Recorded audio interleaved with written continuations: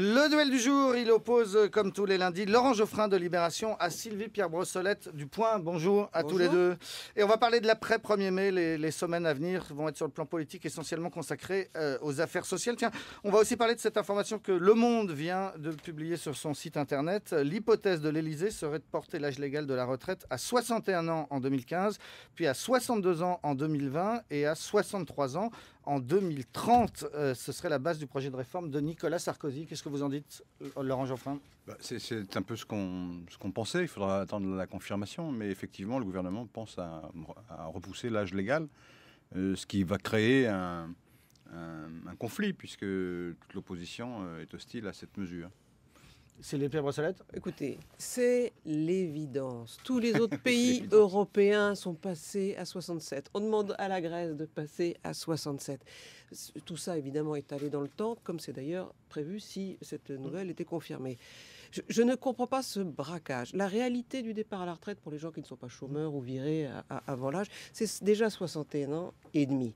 Alors, cette espèce de tabou qui a été voté par la gauche, qui était une erreur, ce départ à 60 ans, sauf pour les gens qui ont des métiers pénibles et des débuts de carrière très tôt. Mais pour tous les autres, franchement, je ne vois pas pourquoi on se braque là-dessus. En plus, ce qu'on va faire, c'est qu'il va falloir augmenter le nombre d'annuités. Non, mais Laurent Geoffrin dit toujours c'est les pauvres qui vont payer. Les cadres moyens aussi, c'est les classes moyennes aussi. Bon, voilà, tout le monde va payer. Et ceux qui auront eu les carrières les plus courtes, il y a négociation et accord sur la pénibilité et les gens qui sont arrivés tôt sur le marché du travail. Ceux-là ne seront pas concernés. Donc je ne vois vraiment pas où est la polémique sur cette affaire. Eh bien alors Geoffrin va vous expliquer où est la polémique. Exactement, parce que vous l'avez dit vous-même, le 60 ans, c'est pour les gens qui commencent tôt. Ceux qui commencent tôt sont les classes les plus défavorisées. Donc mais ils seront exclus, ceux-là. Cette mesure, on ne sait pas, on va voir. Cette mesure qui a l'air d'être uniforme ne l'est pas. C'est-à-dire qu'elle touche d'abord les gens les plus modestes.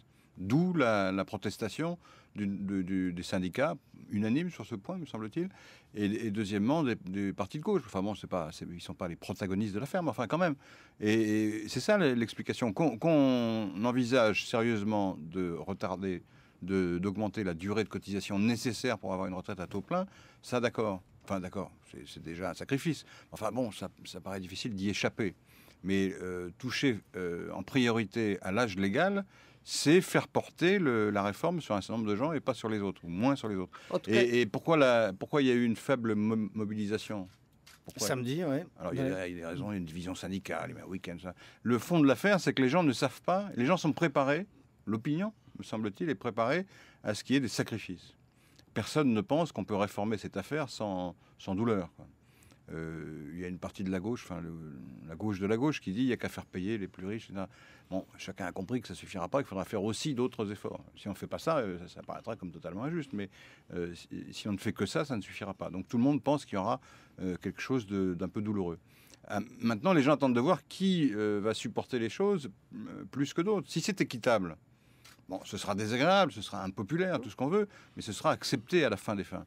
Si c'est inéquitable, si c'est injuste, là, il y aura des problèmes. Et le toucher uniquement ou principalement à l'âge légal, ça me paraît injuste. Vous savez bien que c'est pas ça qu'ils vont faire principalement, c'est un tabou. Et c'est ce qui rapporte on appelle toujours tabou les acquis sociaux. C'est ce qui rapporte le plus d'argent le plus vite. Il y a un très gros déficit qu'il faut combler. Il était prévu pour 2030, il est déjà en 2010. C'est pour ça qu'il y a une mesure d'urgence à prendre. C'est pour ça qu'il y a cette tentation qui est même plus une tentation dans le reste de l'Europe. On est les derniers à reculer peu à peu cet âge de la retraite. Avec les exceptions que je vous ai dit.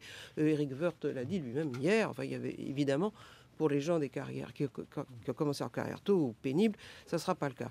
Mais alors, il y a une partie de cache-cache en ce moment qui se passe entre le gouvernement, les syndicats, les partenaires sociaux et les partis politiques, c'est-à-dire que personne n'abat ses cartes. D'où effectivement la faible mobilisation hier, parce que personne ne sait exactement encore de quoi il s'agit.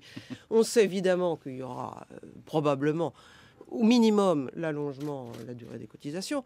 Mais le gouvernement s'est bien gardé de dire exactement de quoi il s'agissait juste avant le congrès de la CFDT et juste avant surtout ces défilés du 1er mai. Le Parti socialiste habilement cache ses billes, ne montre pas effectivement. Ouais, on ne sait pas du tout ce qu'ils vont faire.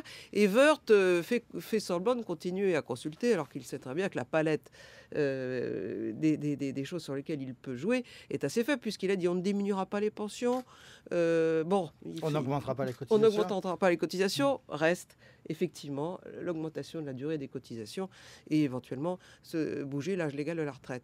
Mais il y a le seul truc sur lequel on peut bouger, c'est symboliquement faire payer aussi un peu plus les riches pour que cette réforme mais il est temps de s'en apercevoir. Oui, non mais ils l'ont dit, Sarkozy l'a dit lui-même qu'il y aura une mesure spécifique au moment de la mesure des retraites. Il l'a dit avec beaucoup de prudence. Non, il a dit qu'il y aura une mesure ciblée et on a très bien compris sur qui, c'était pas sur les pauvres. Symboliquement, vous venez de dire, ce sera symbolique, vous pensez, Laurent Geoffrin, si on fait payer les riches? Ça suffira pas.